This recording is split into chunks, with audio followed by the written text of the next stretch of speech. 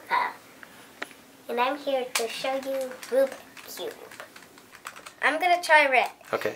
And how do I try it? When these two are as like that, first I go like that and like that.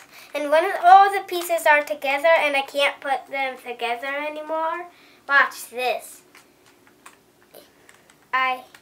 If I want to put these pieces here, then I'll have to move this and they come up like that. And there you go. And when this is here, you could just go like that.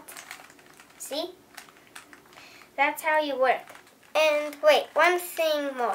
If there's a problem like you have to get, if this is here, you cannot change it to like that.